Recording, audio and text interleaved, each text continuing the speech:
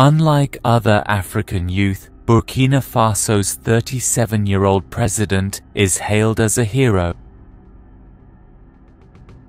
A viral video captures the essence of this adoration. Two Burkinabe teens tenderly clean a small billboard of their leader, gently wiping away dust.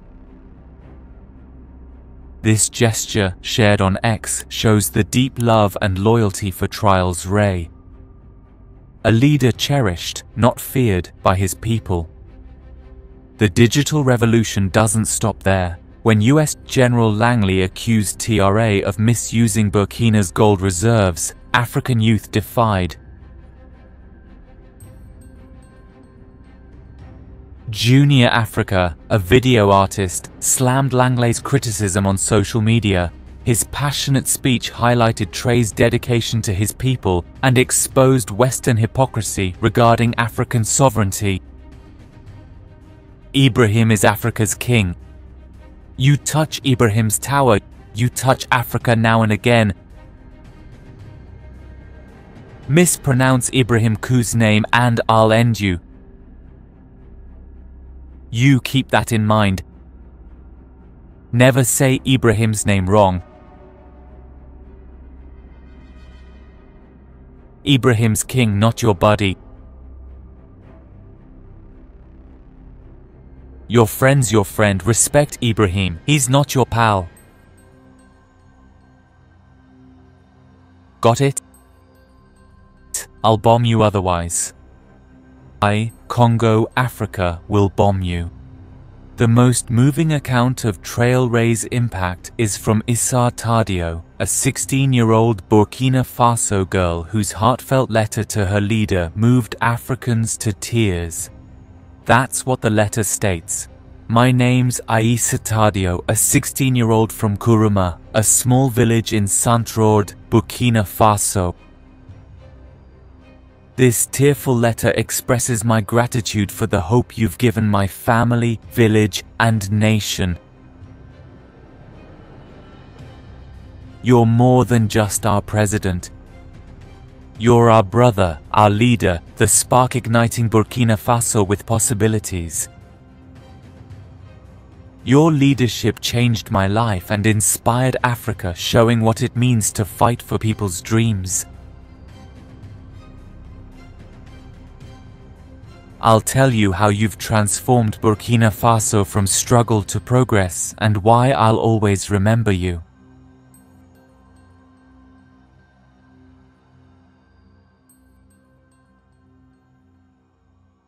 Before you took power in September 2022, Captain, life in Kuruma was a heavy burden. My grandmother always said Burkina Faso was like a bird with broken wings, eager but unable to fly. We were a nation of farmers, yet our fields were barren. We were a nation of youth, but our schools were crumbling. We were dreamers, yet our hospitals stood empty, offering no help. I watched my mother Fatima walk 20 kilometers daily to a clinic without medicines or equipment. A weary nurse prayed there. When my little brother fell ill with high fever, my mother sold her only gold bracelet to pay a deposit. Even then, the hospital lacked the equipment to save him. ISU survived, but only by God's grace and my mother's strength. That was Burkina Faso. I knew a place where hope was as scarce as rain in the dry season. But you, Captain, you have seen us. You've seen the pain of every Burkinabe. From farmers in Banyora to children in Djibo. At just 34, a son of Burkina, you led our nation not for glory but for us. You promised a revolution of dignity and progress for a stronger Burkina Faso.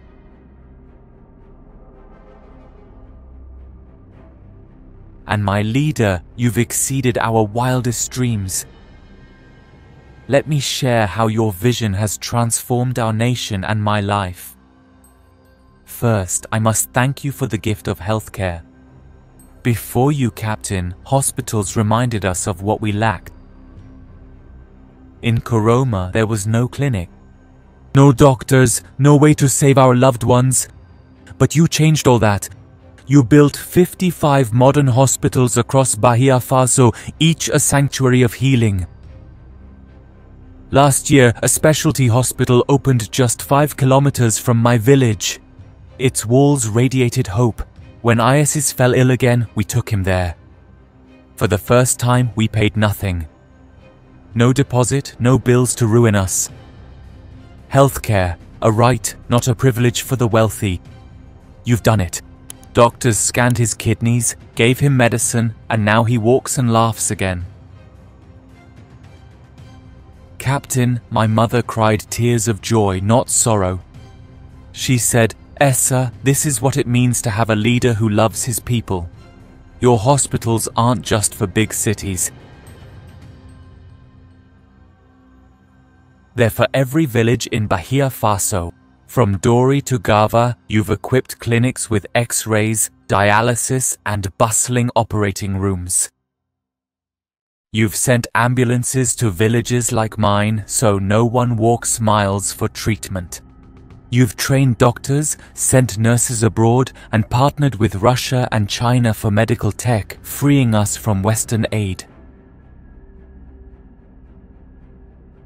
My cousin Mariam dreams of nursing and got into your scholarship program for young women.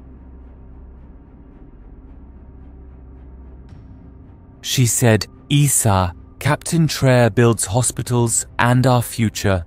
I pray when passing our new clinic, knowing you gave us life.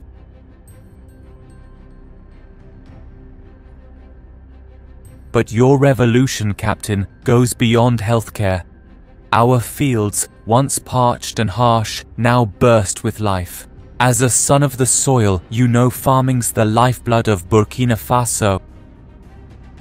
Before you, farmers like my dad struggled with broken hoes, praying for scarce rain. An agricultural revolution brought us food security, and that changed everything. Last year, your government gave my father a tractor, plow, and seeder in Kuruma. He said it was like a miracle. Farming wrecked his back, but now he works smarter. Our millet harvest doubled. We eat well, sell at market, and Dad now smiles when he talks of tomorrow. Your farm reforms, Captain Traoré, are a gift to every farmer. You've built canals from the Nambe River to our fields, turning cracked earth fertile. They've given us improved seeds that thrive even in the Sahel's heat. Through cooperatives, my father sells his harvest fairly, not to dishonest middlemen. Strong agricultural growth in 2024 lifted millions out of poverty, according to the radio. I see this in Kuruma. Kids are healthier, families stronger, and our market is bustling with life. Dad says they know a nation's strength is in its soil, ensuring it feeds us all. Thank you, Captain, for providing us with food and dignity. Then there are the roads. Oh, the roads they've built. Before, traveling from Kuruma to Ouagadougou was a real challenge. Dirt roads turned to mud in the rainy season, our donkey carts stuck for hours. Now, you build 3,000 kilometers of roads yearly, connecting villages to cities. The road to Kuruma is smooth as glass, with buses running twice daily. My aunt's shea butter reaches Ouagadougou without losses from poor roads. These roads are lifelines, moving goods, people, and hope. Last month I visited my cousin in Bobo de Lasso, a 4-hour trip once a day. I saw trucks of mangoes, cotton, and millet moving freely, thanks to this vision. They said roads are a nation's arteries, amplifying Burkina Faso's heartbeat. Thank you, Captain, for bringing us closer together. Education, too, is your gift to us. In Kuruma, our school was leaky, without desks. Many girls quit to work for family. You've built schools across Burkina Faso, making education free, even for the blind. Our village now has a new school, 3 classrooms, desks, and fresh-smelling books. Every morning I learn to read and write better there, to tell her story as a writer. My teacher, Madame Zongo, says they believe education breaks the chains of poverty. They built schools for children displaced from the north so they wouldn't be forgotten. Khadija attends a special school in Ouagadougou, learns Braille, and now writes to me. Her letters make me cry. Thanks to you, she has a future. Thank you, Captain, for the chance to learn and grow. But Captain Traoré, your revolution isn't just about buildings or machines. It's about our pride. You fought against the imperialist giants. Burkina Faso didn't kneel. You rejected debt-laden Western loans and 200 Saudi mosques for hospitals and schools. You nationalized our gold mines. Our wealth stays with us. Since last year, we've been processing our own resources. Gold refinery. My uncle, a young man from Djibo, praises the fair wages and better conditions you've brought. You're building up national reserves. Not for our future or your gain, as some falsely claim. You've also created jobs. In Kuruma, young men like my brother Amadou, who once sought work in cities, now build roads and canals for you. Amadou says the government pays him fairly and treats him with respect. He's proud to be Burkinabe. You've recruited and trained thousands to protect our country. Your coup delay to April 2024 proved our enemies won't steal our progress. I pray nightly for your safety, Captain, knowing those who fear a strong Burkina Faso lurk in shadows. You live simply, Captain, even taking a pay cut. Your military uniform shows you're our soldier, not here to flaunt power. At Ghana's inauguration, some criticized her armed presence, but I saw it as vigilance of a protective leader. Their radio broadcast speeches make us in Kuruma rejoice. You speak of independence, a new Africa, and we believe it because of you. Do you see it?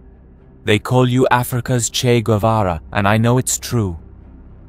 Like Sankara, you show us we can write our own destiny.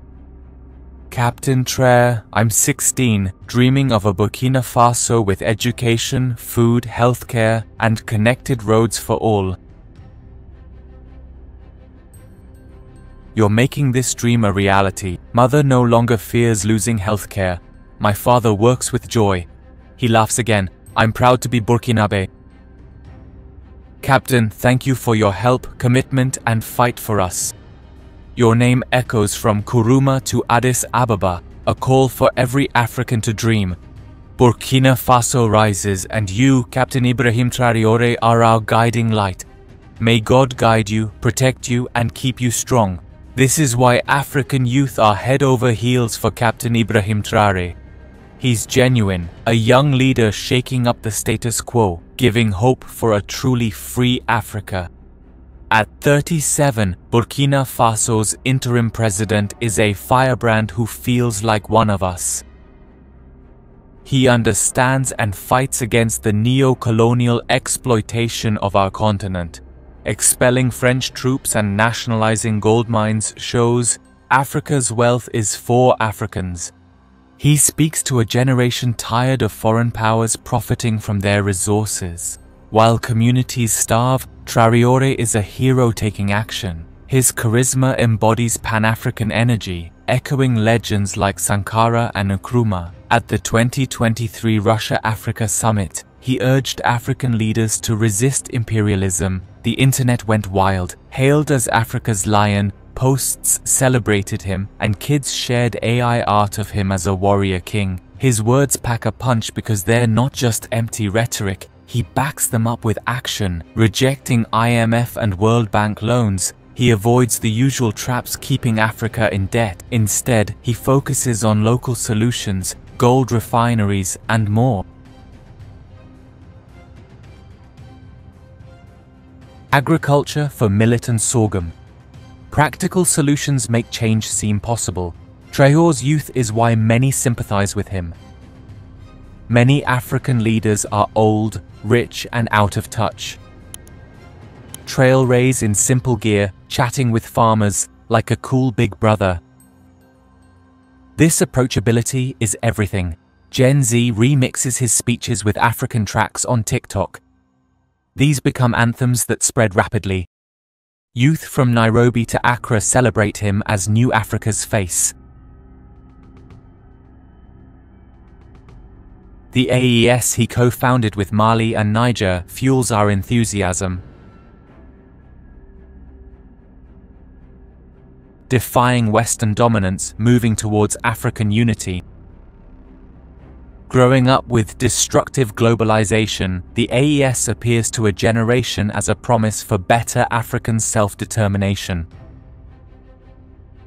Certainly, Sahel security, jihadists, and so on are problematic issues. Some worry about ties with Russia and China, but most feel it's time to risk shaking off Western influence. Traoré isn't perfect, but that's what makes him human. He fights a dirty battle, dealing with insurgents and global politics, but he does so courageously. You can see it in the way he carries himself. No flashy suits, just a soldier's courage. This authenticity also inspires the diaspora in cities like Paris and New York. They paint murals, release songs, and chant his name at rallies. He's not just a leader, he's a movement, a spark for a Pan-African renaissance. African youth love him because he shows we don't need to beg for respect. We can demand it. Traoré teaches us to roar and will follow him to a self-righting Africa. Ultimately, Ibrahim Traoré is more than just a president. He's the pulse of rising Africa, igniting a whole generation. His courage, authenticity, and push for sovereignty made him a Pan-African icon. Youth from Ouagadougou to diaspora unite in dreams of dignity and self-rule. Traoré fights not just for Burkina Faso, he shows where Africa can author its own story. We roar with him towards a future of a strong, proud continent.